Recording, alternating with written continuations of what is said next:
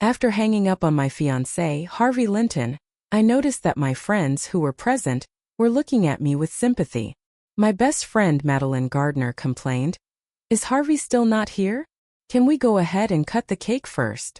I shook my head and held up my phone to let my friends see the engagement video that Tiana Lowe had posted on her social media. "He's not coming. He's too busy getting engaged to Tiana." Madeline immediately flew into a rage. "Is this for real? How can you put up with this, Sammy?" I smiled wryly and said, "I'm not going to put up with it anymore. I'm breaking up with Harvey today. Come on, let's celebrate my newfound freedom." Having said that, I promptly invited my friends to have some cake. Madeline, looking incredibly relieved, exclaimed, "You should have dumped him ages ago." I nodded in agreement, regretting not having listened to Madeline's advice sooner. In fact, when Harvey and I first got together, everyone around me opposed it. They had said that Harvey's domineering personality and ambition weren't a match for a docile girl like me. Yet, I stubbornly disregarded their advice. As a result, I foolishly wasted 5 years of my youth clinging to this obsession, only to finally let it go. After the party wrapped up, I headed back to my place. Suddenly, I received a call from Harvey, which could be considered a rare occurrence. If it were before this, I would have quickly answered the call and reacted excitedly. Yet, at this moment, I let the phone ring a few times before I indifferently picked it up. "Why did it take you so long to pick up?" Harvey sounded impatient over the phone. I brushed off his question and asked, "What's the matter? How can you even have the nerve to ask me that? What exactly were you trying to say when you sarcastically wished Tiana and me a lifetime of happiness on the phone?" I sneered and said, "I said what I said. You heard me. Is there anything else? If not, I'm done here." Harvey, filled with anger, snapped, "You better not hang up on me or else. You want to break up?" I finished his words for him. "Is that what you're trying to say?" I was about to say the same thing anyway, even if you didn't bring it up. "It's over between us." "What did you just say?" Harvey asked incredulously. After that, he sneered and added, "Do you think you can manipulate me into giving in by changing your approach, Samantha? I've repeatedly made it clear that there's nothing going on between Tiana and me. It's just that she has a list of 100 wishes that I'm obligated to fulfill for her. And the engagement ceremony is her last wish. After this, I won't have anything to do with her." I sneered and asked, "Is that so? If that's the case, where are you right now?" Harvey was stunned into silence. At that very moment, I could hear Tiana's coquettish voice saying, "I've prepared the bath for you, Harv. Why don't you go wash up while I explain everything to Sammy?" After saying that, Tiana took the phone from Harvey and said, "It's all a misunderstanding, Sammy. I saw how tired Harv was after a long day, so I booked him a room to rest for the night. I assure you that I wouldn't do anything to come between you two." I nodded and retorted sarcastically, "It turns out that you guys actually checked into a hotel together. I guess I'll believe that you're both innocent. And perhaps the engagement was merely to fulfill a wish, and the kiss was just a formality. If you guys ended up sleeping together, I guess it was because it was chilly, huh? If you happen to have a child later, I'm sure it's all because of a drunken mistake, right?" Upon hearing the sarcasm in my tone, Tiana burst into tears. "It's really a misunderstanding, Sammy. What else can I say to convince you?" I replied calmly, "You don't need to explain anything to me. I've already ended things with Harvey. You better keep an eye on him, and make sure he doesn't bother me in the future." Tiana cried even harder. "Did I mess things up, Harv? It seems like Sammy wants to break up with you." Harvey immediately grabbed the phone from her and roared, "Samantha Lane, how dare you pick on Tiana? You better apologize to her right now." I sneered and said, "Apologize? What for? Am I supposed to apologize to you because you're a despicable ex, or because she's a lowly woman who steals my fiancé?"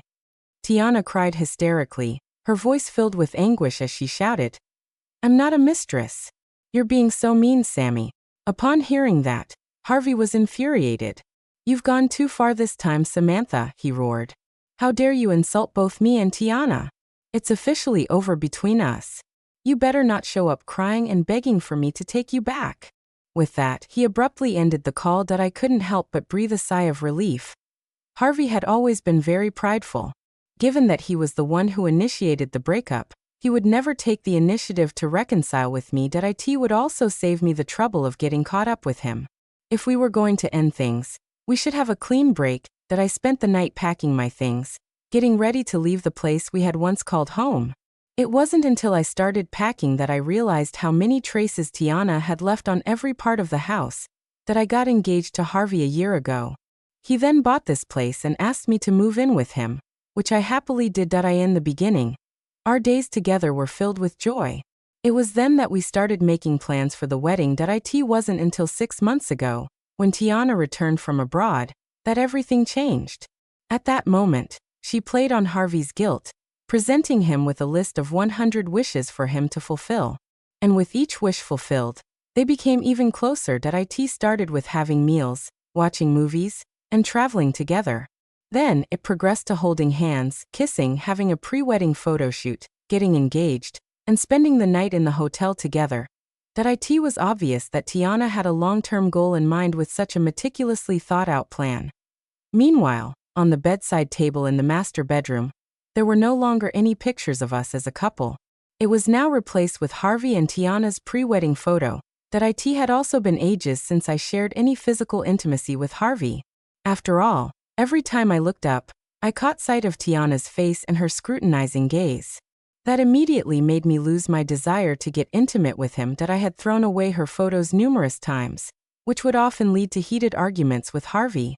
Yet, Tiana would always find a way to convince him to replace them with new ones on the following day. As a result, I developed depression and moved out of the master bedroom, sleeping in a separate room from Harvey. Before long, our relationship gradually deteriorated and became nothing more than a formality. It wasn't just the photos, though. Even the color of the bedsheets and the design of the curtains were also to Tiana's liking. All the furniture that I had personally chosen before was gradually replaced with furnishings that Tiana preferred, with Harvey finding various excuses to do so. It was a heart-wrenching discovery as I realized that I no longer had a place in this home. It was clear that Tiana had her sights set on being the lady of this house from the moment she returned from abroad. Could Harvey really be so blind to her ambitions? It was highly unlikely, since no man could be so emotionally obtuse. He must have known Tiana's true intentions, even if he was initially unaware of it. I had warned him repeatedly, so Harvey knew exactly what was going on. Yet, he still turned a blind eye to Tiana's intentions. His attitude had made it clear that our relationship was doomed. I didn't have that many belongings in the house, to begin with, so it only took me half an hour to pack all my belongings. As soon as I turned off the lights and started to wheel my suitcase out of the master bedroom, I was startled by the strange glow reflecting off the photo frame. It was then that I suddenly recalled. A few months ago, whenever Harvey and I got intimate, Tiana would suddenly become ill and be admitted to the hospital. Harvey would then be her constant companion in the hospital for the following week. How could there be such a coincidence? Tiana must have tampered with that photo frame. My hands were shaking as I pried open the photo frame and took out Tiana and Harvey's pre-wedding photo.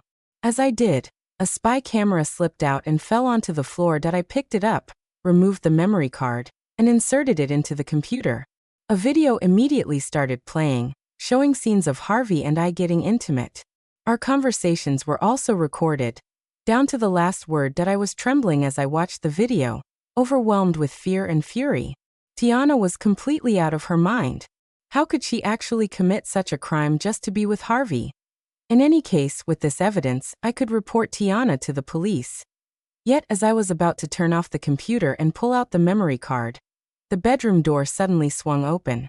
Harvey then rushed in, carrying a new photo frame. I took a quick look at the photo he was holding. And sure enough, it was another intimate photo of him and Tiana. If it were before this, I would have been heartbroken and jealous about it. Yet, at that moment, I felt completely indifferent toward his infidelity.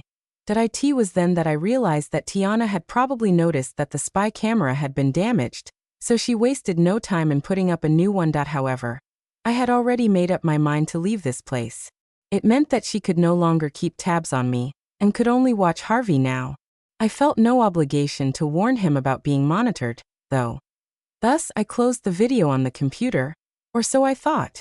It somehow started playing the video again, and the steamy scenes and sounds eventually drew Harvey's attention. It was at that moment that he noticed me sitting at the desk, messing with the computer. Samantha Lane. What are you doing sneaking around in my bedroom? His thunderous roar startled me, making my heart race. I was just packing up my stuff. I tried closing the video on the computer again, but to no avail. It suddenly froze, and then the video started playing by itself again. After he turned on the lights, Harvey's eyes blazed with anger as he caught sight of the video. You've gone too far, Samantha. How can you secretly film our intimate moments? How shameless.